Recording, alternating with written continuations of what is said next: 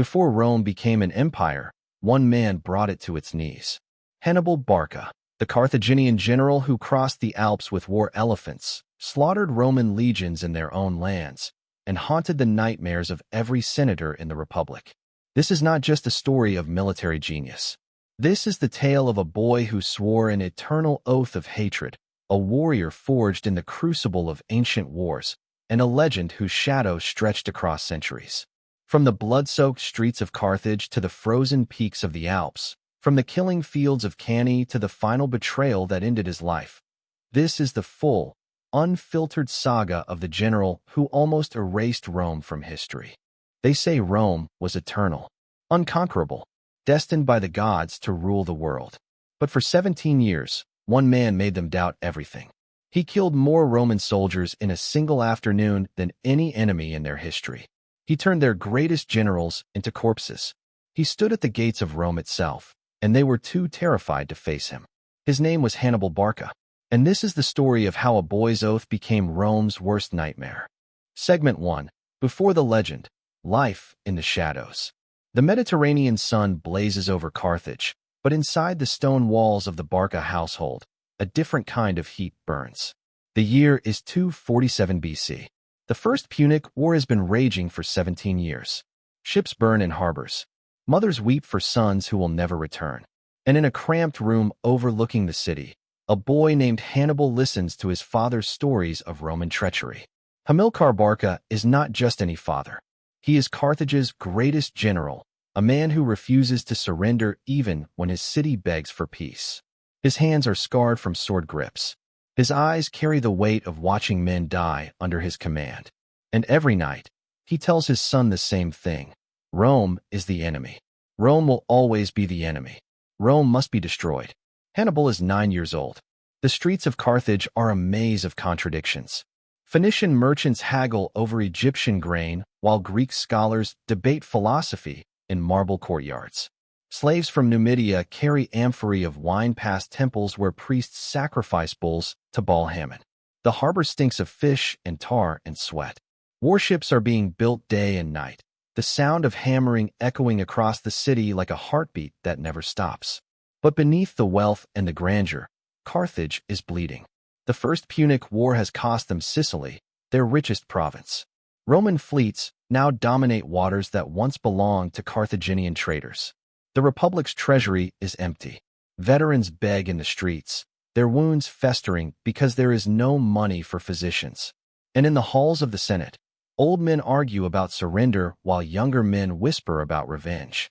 Hannibal grows up in this atmosphere of rage and humiliation. His childhood is not one of play and innocence. It is military drills before dawn.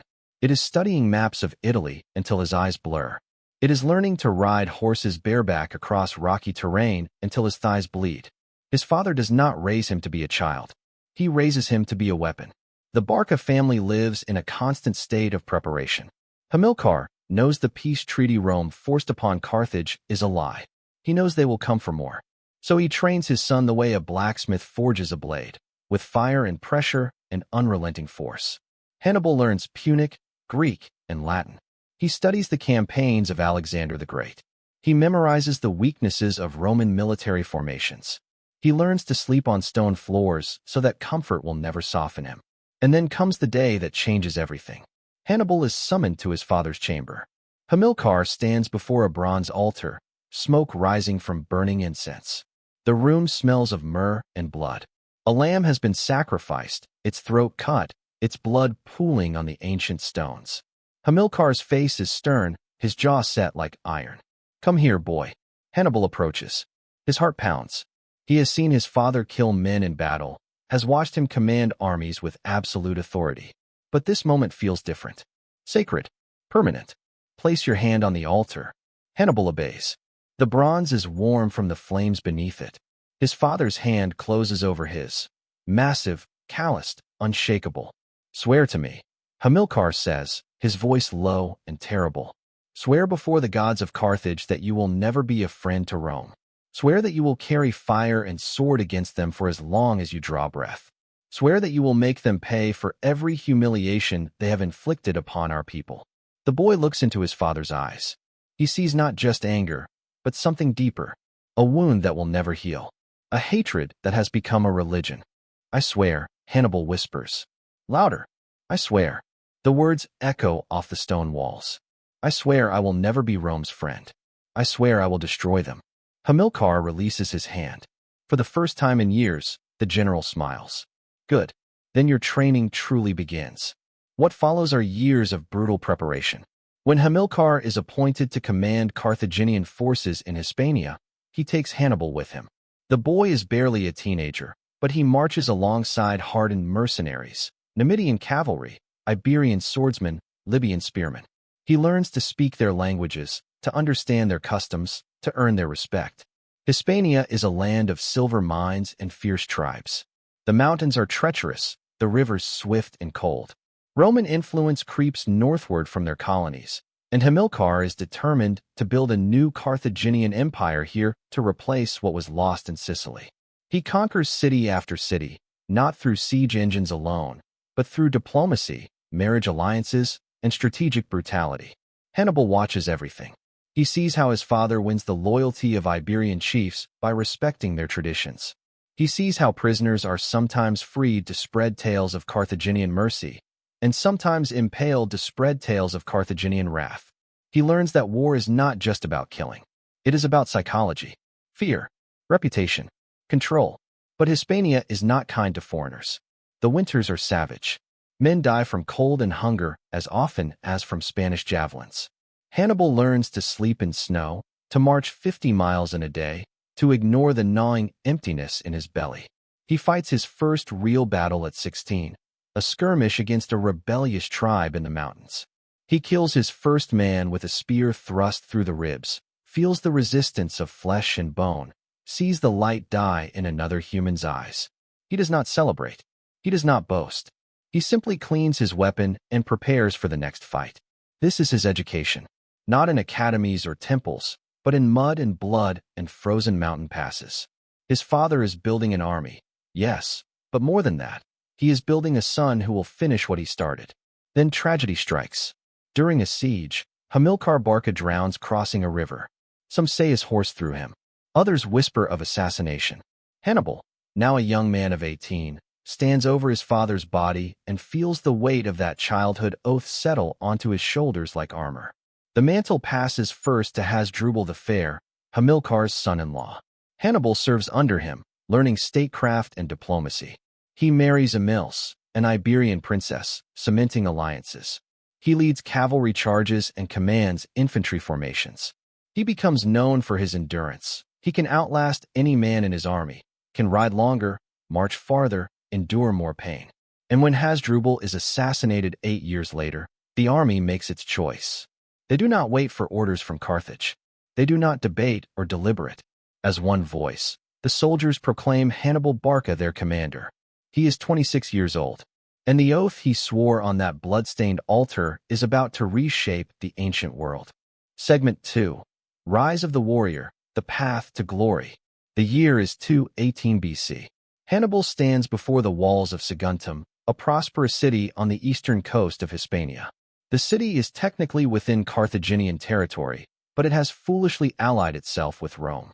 For 8 months, Hannibal has besieged it. For 8 months, the defenders have held. And for 8 months, Rome has watched, waiting to see if this young Carthaginian general is truly a threat. Hannibal gives them their answer. Saguntum falls. The city is sacked. Thousands are enslaved. And Rome, furious at this violation of their allied city, demands that Carthage hand over Hannibal for punishment. The Carthaginian Senate faces an impossible choice. Give up their most successful general and submit to Roman humiliation, or stand with Hannibal and face war with the most powerful military force in the Mediterranean. They choose war. But Hannibal does not wait for Roman legions to cross the sea and invade Hispania or Africa. He understands something fundamental about his enemy. Rome's strength lies in its ability to project power, to make other nations fight on Roman terms, on Roman ground. They expect Carthage to defend. They expect naval battles and sieges of coastal cities. So Hannibal decides to do the impossible. He will take the war to Italy itself. He will invade the Roman homeland, destroy their armies, and shatter the alliances that give Rome its strength. And he will do it not by sea, where Roman fleets dominate, but by land, through the most treacherous route imaginable. He will cross the Alps. In the spring of 218 BC, Hannibal's army begins its march. It is not a typical army. It is a polyglot coalition of dozens of peoples: Libyan infantry with their long shields and thrusting spears, Numidian cavalry on their swift horses, Iberian swordsmen with their deadly falcatas, Balearic slingers who can crack a skull at 100 paces, and, most famously, 37 war elephants. Nearly 90,000 men begin the journey. 40,000 are infantry. 12,000 are cavalry. The supply train stretches for miles. And Hannibal, riding at the head of this massive force, knows that most of them will never see Italy. The march through Hispania is brutal. Hostile tribes attack supply columns. The Pyrenees Mountains test men and animals to their breaking point. Rivers must be forded. Passes must be fought for. Hannibal leaves garrisons behind to secure his route, and with each garrison, his army shrinks. But the worst is yet to come. The Alps in late autumn are a nightmare. Snow falls constantly. The narrow mountain paths are treacherous, slick with ice and loose rock. Men and animals plunge screaming into ravines. The cold is so intense that soldiers lose fingers and toes to frostbite. The thin air makes every breath a struggle. And the local tribes, Gauls who live in these mountains, harry them constantly. Boulders are rolled down onto the marching columns. Ambushes strike from the fog. Men die not in glorious battle, but in confusion and terror, crushed or frozen or simply lost in the blizzard. The elephants suffer worst of all. These massive creatures, bred in the warmth of North Africa, were never meant for Alpine winters. They bellow in confusion and pain. Some fall to their deaths. Others must be slaughtered when they can go no farther. Their handlers weep as they drive spears into the animals they have trained since birth. Hannibal himself is wounded during a skirmish, an arrow wound that nearly costs him his right eye. He refuses treatment until the pass is secured. He walks among his men at night, visible in his worn cloak, sharing their suffering. He does not sleep in a tent while they freeze in the open. This is not strategy. This is who he is. His men love him for it, would follow him into the underworld itself. 15 days after entering the Alps, the army emerges into the Per-River Valley of northern Italy. Of the 90,000 who began the journey, fewer than 30,000 remain. The elephants number less than a dozen. The men are exhausted, starving, many wounded or ill. But they have done it. They stand on Italian soil. And Rome, which believed itself safe behind its legions and fleets, suddenly realizes it is vulnerable. The Senate in Rome reacts with disbelief, then panic, then fury. Legions are mobilized. Consuls are given emergency powers. The entire Roman military machine begins to turn its attention to this insolent Carthaginian who dares to bring war to the Italian heartland. The first engagement comes at the Ticinus River. The Roman consul Publius Cornelius Scipio, father of the man who will one day defeat Hannibal, leads his cavalry forward confidently. Roman cavalry is good, disciplined, well-armed. Hannibal's Numidian horsemen destroy them. The Numidians are not heavily armored. They wear simple tunics and carry javelins and small shields. But they are born in the saddle, can ride circles around Roman cavalry, can throw their javelins with deadly accuracy while at full gallop. The Romans are slaughtered. Scipio himself is gravely wounded, barely saved by his teenage son. The second engagement comes at the Trebia River. The new Roman consul, Sempronius Longus, is eager to prove himself. He has 40,000 men. Hannibal has barely half that. Surely numbers will tell. Hannibal baits him perfectly. On a freezing December morning, Hannibal sends his Numidian cavalry to harass the Roman camp. Sempronius, enraged, orders his entire army to cross the icy Trebia River and engage. The Romans wade through waist-deep water, their limbs going numb, their formations breaking. Hannibal's army waits on dry ground, fresh and ready. And hidden in the tall grass along the river, Hannibal's brother Mago waits with 2,000 picked men, cavalry and infantry concealed before dawn. The battle begins. The Roman center pushes forward, confident in their superior numbers. And then Mago's hidden force strikes from behind. The Roman army disintegrates. Thousands are cut down as they flee. The Trebia runs red with blood. Only 10,000 Romans escape, fleeing through the snow to the city of Placentia. Rome is stunned. 2 defeats in a matter of months. But they are not broken. They raise new legions, appoint new commanders. The consul Gaius Flaminius is given command and marches north with 25,000 men to stop Hannibal's advance. Hannibal lures him into a trap at Lake Trasimene. It is early morning. Fog shrouds the lake. The Romans march along a narrow path between the water and the hills, their visibility reduced to a few dozen feet. Hannibal's army is hidden in the hills above, concealed by the fog and the terrain. They wait in perfect silence. 15,000 men holding their breath.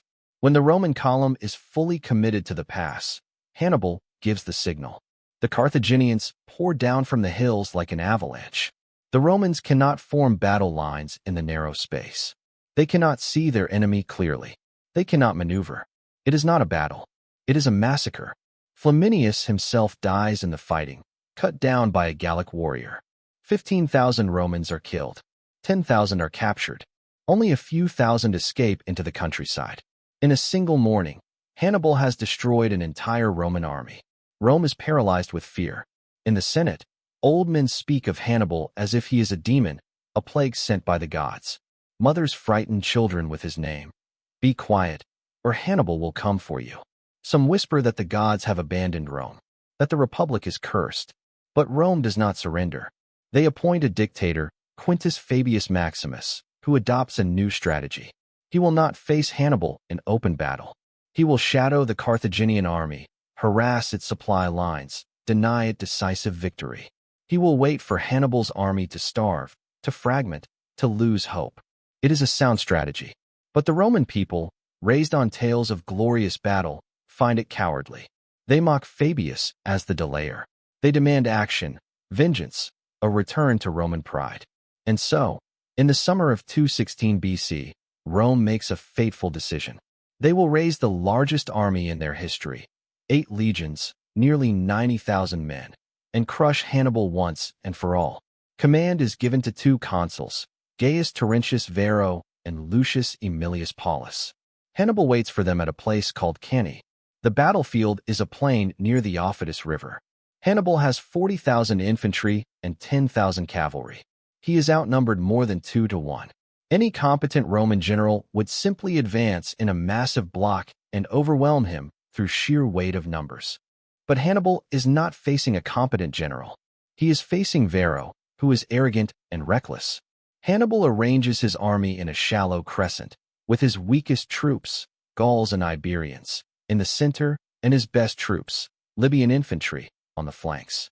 His cavalry is positioned on both wings. It looks like a weak formation, a defensive posture. The Romans see this and smile. They pack their legions into a dense mass, intending to punch through Hannibal's center and split his army in half. The battle begins. The Roman legions advance, shields locked, swords ready. They crash into Hannibal's center. The Gauls and Iberians give ground, bending backward under the pressure. The Romans push deeper, convinced they are winning. Exactly as Hannibal planned. As the Roman center advances, Hannibal's cavalry defeats the Roman horsemen on both wings and circles around behind the Roman infantry. At the same time, his Libyan infantry wheels inward, attacking the Roman flanks. The crescent has become a noose. The Romans realize too late what is happening. They are surrounded, packed so tightly they cannot swing their swords. Pressed on all sides by Carthaginian steel, what follows is the most efficient slaughter in military history. For hours, Hannibal's men methodically butcher the trapped Roman army. 70,000 Romans die. The consul Paulus dies fighting. Varro flees with the survivors, fewer than 15,000 men. Cannae is not just a victory. It is an annihilation. It is a demonstration of military genius so perfect that it will be studied for the next 2,000 years. And Hannibal, standing on the battlefield as the sun sets over mountains of Roman corpses, knows that he has done something no one thought possible. He has brought Rome to its knees. But he also knows something darker. Despite everything, despite 4 catastrophic defeats, despite losing over 100,000 soldiers, Rome has not asked for peace. They will never ask for peace. They will raise new legions. They will sacrifice every man in Italy if they must. Because Rome does not surrender. And Hannibal, standing alone in his tent that night, begins to understand a terrible truth. He has won every battle, but he may still lose the war. Segment 3. Myths, Secrets, and Unsolved Mysteries. The legend of Hannibal Barca is written in blood and glory, but beneath the surface of historical record lies something stranger, myths that refuse to die, mysteries that historians still debate, and artifacts that hint at a man who was more than just a general. In ancient Rome, Hannibal was not simply an enemy. He was a nightmare made flesh. Roman mothers would threaten disobedient children with his name. Hannibal ad portas, Hannibal at the gates, became a phrase that embodied existential terror. But why did he inspire such mythic fear? Was it simply his victories, or was there something else? Ancient sources speak of Hannibal's appearance in ways that suggest he deliberately cultivated an aura of the supernatural. He was said to wear disguises constantly, changing his appearance so thoroughly that even his own men sometimes could not recognize him. He would wear wigs of different colors, change his clothing, alter his gait. Some historians believe this was purely tactical, protection against assassination. But others suggest something deeper, that Hannibal understood the power of myth, of being everywhere and nowhere, of seeming more than human. The Roman historian Livy wrote that Hannibal could go without sleep for days, that he could endure heat and cold that would kill ordinary men, that as one good eye could see in darkness like an owl. These claims are obviously exaggerated, but they reflect how Hannibal was perceived, not as a man, but as a force of nature. And then there are the dreams. Multiple ancient sources record that Hannibal claimed to have prophetic dreams. Before crossing the Alps, he allegedly dreamed of a divine youth who led him through the mountains, telling him not to look back. When Hannibal disobeyed and looked behind him, he saw a monstrous serpent destroying everything in its path: cities, forests, mountains. The serpent, the dream guide told him, was the devastation he would bring to Italy. Was this dream real? Did Hannibal truly believe he was guided by divine forces? Or was it propaganda, a story he told his men to justify the impossible march, to frame their suffering as sacred duty? We will never know. But what we do know is that Hannibal's soldiers believed. They followed him not just as a commander, but as something approaching a priest-king, a man touched by gods. Consider the mystery of the Alpine crossing itself. Modern historians and archaeologists have debated for centuries about which route Hannibal actually took. There are at least 6 proposed routes through the Alps, each with passionate scholarly defenders. Teams have searched for physical evidence, coins, weapons, elephant remains, anything that would definitively prove the path. In 2016, a team of scientists claimed to have found evidence at the Col de la Traversette Pass. Microbiological analysis of soil showed a massive deposit of animal dung dating to the right period, consistent with the passage of thousands of horses and elephants. But other scholars dispute this, arguing the evidence is inconclusive. Why does this matter? Because the route Hannibal chose reveals something about his character. Did he take the longer but easier northern route, prioritizing the survival of his army? Or did he take the shorter but deadly central route, gambling everything on speed and surprise? Each choice tells a different story about the man. And then there is the greatest mystery of all. What happened to Hannibal's war elephants? Ancient sources disagree wildly. Some say most died in the Alps. Others claim that several survived and fought in Italian battles.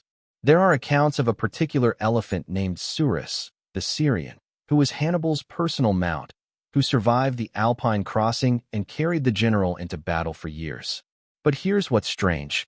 We have never found elephant remains that can be definitively linked to Hannibal's army. Not one skeleton, not one tusk. For an army that allegedly brought 37 elephants across Europe, the archaeological silence is deafening. Some historians believe the elephants were buried with military honors, that Carthaginian culture valued them too highly to leave them to rot. Others suggest that the bones were harvested for ivory or religious purposes. And a few fringe theorists propose that the elephant story itself is exaggerated, that Hannibal brought only a handful of elephants primarily for psychological warfare, to terrify Romans who had never seen such creatures.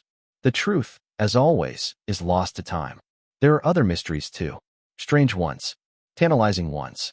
In the British Museum sits a coin minted during Hannibal's time in Italy. It shows an elephant on one side and Hannibal's profile on the other, or at least, what ancient Carthaginians claimed was his profile. He wears a laurel wreath, and has the bearing of a Hellenistic king. But here's what's fascinating. The coin was minted in southern Italy, using Italian dyes and Italian metal, suggesting that Hannibal set up a complete administrative and monetary system during his invasion. He wasn't just raiding. He was building an alternative power structure, potentially planning to replace Roman authority permanently. This raises profound questions. Did Hannibal really intend to destroy Rome entirely? Or was his goal more nuanced, to break Roman hegemony and create a multipolar Mediterranean where Carthage was the dominant power? Was he a destroyer or a nation builder? The ancient sources don't give clear answers because they were written by Romans, who had every reason to portray Hannibal as a monster of pure destruction rather than a sophisticated statesman. And then there's the ring.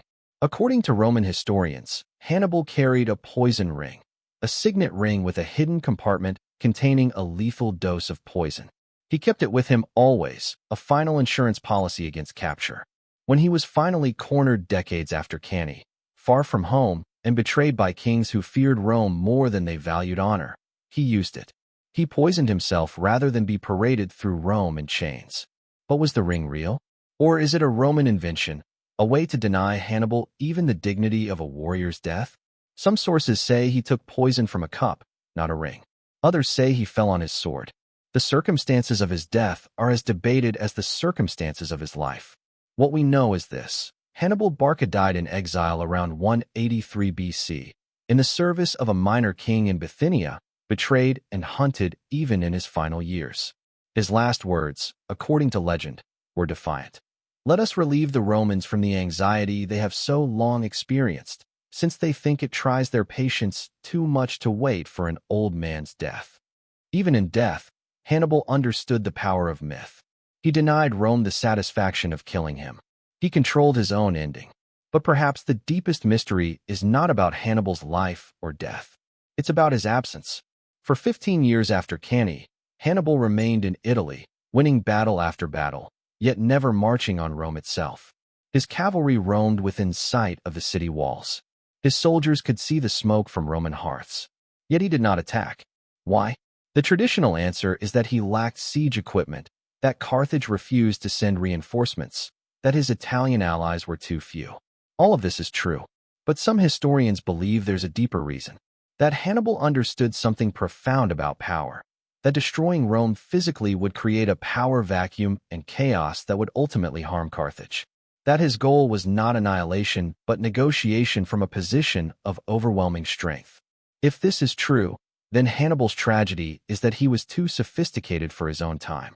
Rome was not a nation that negotiated.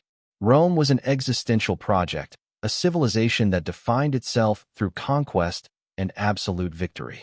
Hannibal tried to fight a traditional war, destructive but limited, against an enemy that only understood total war.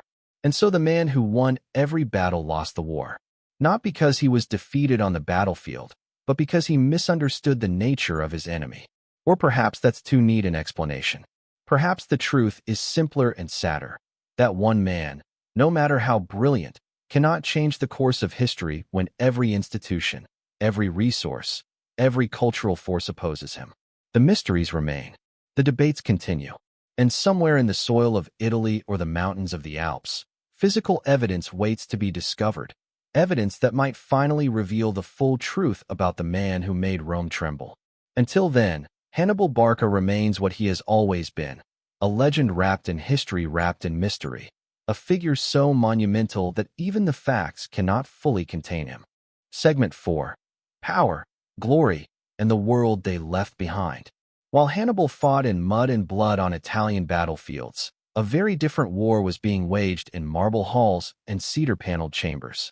This was the war of senators and kings, of merchants and aristocrats, of men who shaped the world through words and wealth rather than swords.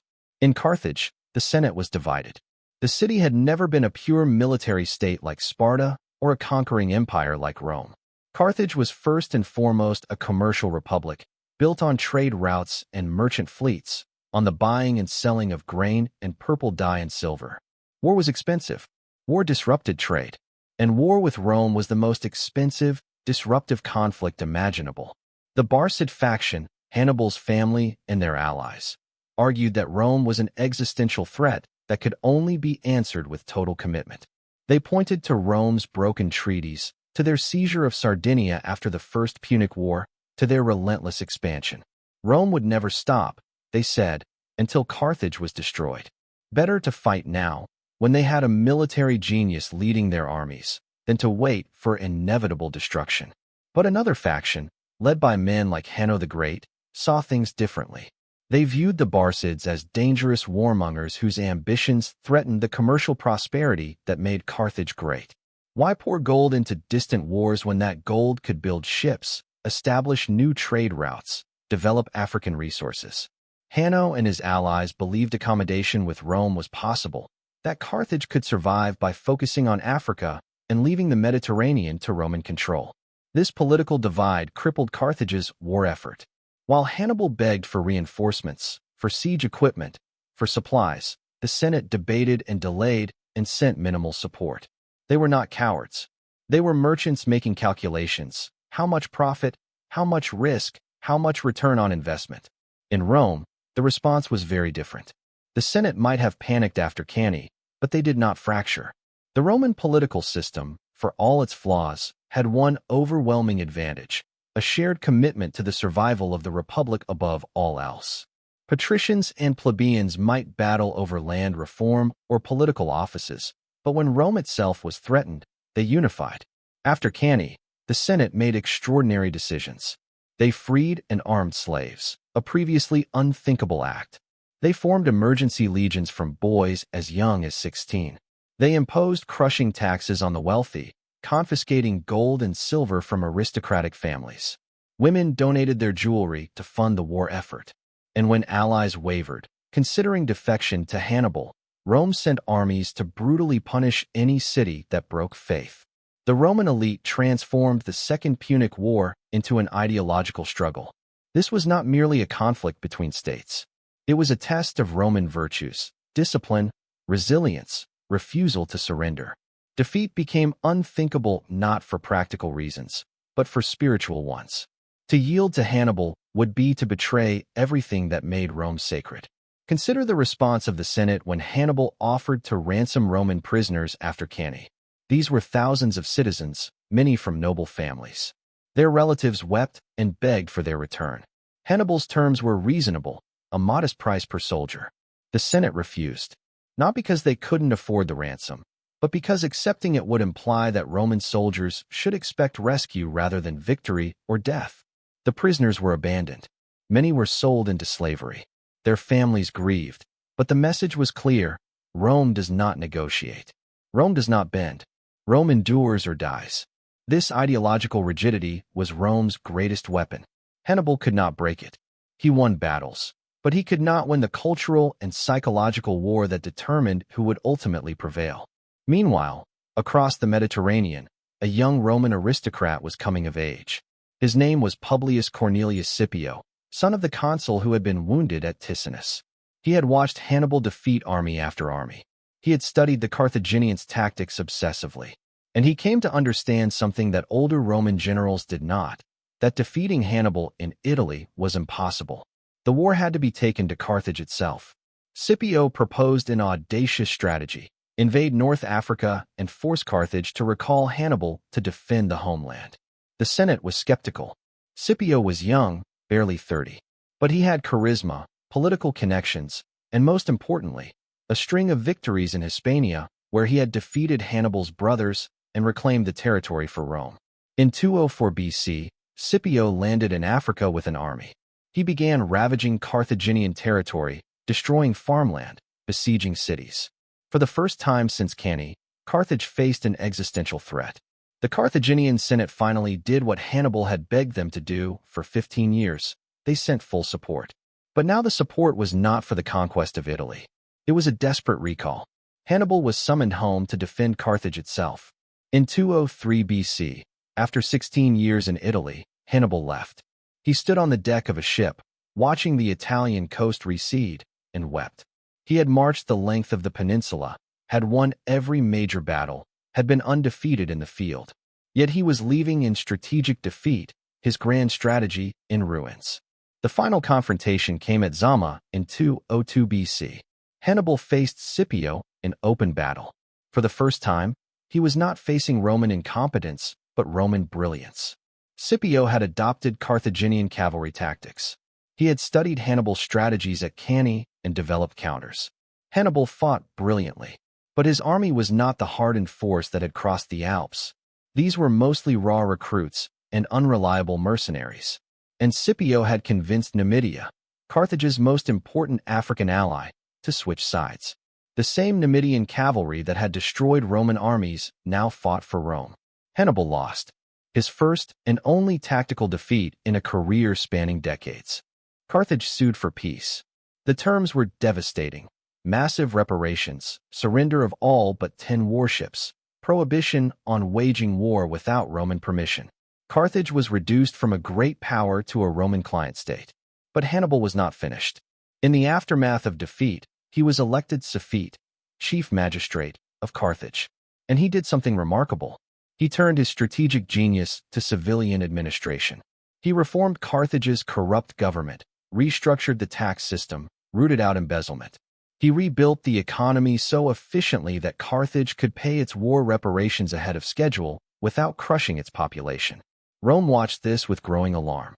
A reformed, economically powerful Carthage might rebuild its military strength. And as long as Hannibal lived, he represented a potential threat. So Rome demanded his surrender. Hannibal fled into exile. For years he wandered the eastern Mediterranean, serving various kings who opposed Rome. He advised the Seleucid Emperor Antiochus III in his war against Rome. He proposed building a fleet in Phoenicia to strike at Italy from the east. But Antiochus was no Hannibal. The Eastern Empire was defeated, and Hannibal fled again. Finally, cornered in Bithynia, betrayed by a petty king who feared Roman wrath more than he valued honor, Hannibal took poison. He died far from Carthage, far from the Alps he had crossed, far from the Italian battlefields where he had written his legend in Roman blood. But his death was not the end of his influence. In fact, it was only the beginning. In Rome, Hannibal became a figure of paradox. He was the hated enemy who had killed more Romans than any foreign invader in history. Yet he was also the standard by which Roman generals measured themselves. To be compared to Hannibal became the highest compliment. Roman aristocrats studied his tactics. Roman schools taught his campaigns as models of military genius. Even Scipio Africanus, the man who had defeated him, was said to have visited Hannibal in exile years before his death. They spoke as equals, two brilliant commanders discussing the art of war. When Scipio asked Hannibal who the greatest generals in history were, Hannibal listed Alexander, Pyrrhus, and then himself. Scipio asked, "What if you had defeated me?" Hannibal smiled. "Then I would place myself before Alexander." The story might be apocryphal, but it reveals something true about how the Roman elite viewed Hannibal. He was not just a defeated enemy. He was a worthy opponent, a man whose reputation elevated those who fought him. To defeat Hannibal was to achieve greatness by association. This attitude shaped how history remembered the Second Punic War. Instead of being recorded as a close call that Rome barely survived, it became a defining moment of Roman virtues, the war that proved Rome's resilience, discipline, and inevitable destiny to rule. But the real legacy of Hannibal was darker and more permanent. The war had devastated Italy. Entire regions were depopulated. Farms lay in ruins. The social fabric of the Republic was torn. Freed slaves and displaced farmers flooded into Rome, creating urban poverty and political instability. The small farmers who had been the backbone of Roman citizen legions were replaced by landless proletarians and professional soldiers loyal to individual generals rather than the state. The Second Punic War set in motion forces that would eventually destroy the Roman Republic. The Gracchi brothers attempted reforms, the social war, the rise of Marius and Sulla, the civil wars between Caesar and Pompey. All of these crises had their roots in the social upheaval caused by Hannibal's invasion. And Carthage itself? 50 years after Hannibal's death, Rome found a pretext to finish what the Second Punic War had started. In 146 BC, they besieged Carthage, broke through its massive walls, and systematically destroyed the city. Buildings were demolished. The population was enslaved. And according to legend, though probably not historical fact, the Romans sowed the ruins with salt so that nothing would ever grow there again. It was the ultimate Roman statement: we do not forgive. We do not forget. We erase our enemies from existence. But even this was not the end, because Hannibal had understood something that Rome never fully grasped, that power built on conquest alone is inherently unstable, that empires must eventually overextend, that victory contains the seeds of future defeat. Rome conquered the Mediterranean. Rome became an empire. And eventually, centuries later, Rome fell, torn apart by the same forces of overextension, internal division, and barbarian invasion that Hannibal had tried to exploit. Today, we remember Hannibal not because he won, but because he dared, because he took an impossible dream, the conquest of Rome, and came closer to achieving it than anyone before or since. Because he demonstrated that genius and will can overcome overwhelming disadvantages, at least for a time. Military academies still teach the Battle of Cannae as the perfect example of tactical brilliance. Historians still debate his strategies and decisions. And in the collective memory of Western civilization, Hannibal remains eternal. The barbarian genius who proved that Rome was not invincible, the enemy who shaped Rome through the very act of opposing it. His statue stands today in Tunisia, near the ruins of ancient Carthage, facing toward Italy across the Mediterranean. His gaze is toward Rome, the city he haunted for 17 years, the city that destroyed his people, the city that immortalized him through their fear. In the end, perhaps that is victory of a sort. Rome conquered Carthage, but Hannibal conquered immortality. Empires rise and fall, cities turn to dust, but legends endure forever. And in the darkest hours of every empire, when the walls seem unbreakable and the legions seem invincible, there is always someone who remembers the man who crossed the Alps, who remembers that nothing is permanent, that every power, no matter how great, has its breaking point, who remembers Hannibal Barca standing before the walls of Rome and asking himself, not whether he could win, but whether victory itself was even possible against an enemy that refused to accept defeat. That question, more than any battle or any conquest, is his true legacy, and it echoes through history, waiting for the next dreamer audacious enough to attempt the impossible.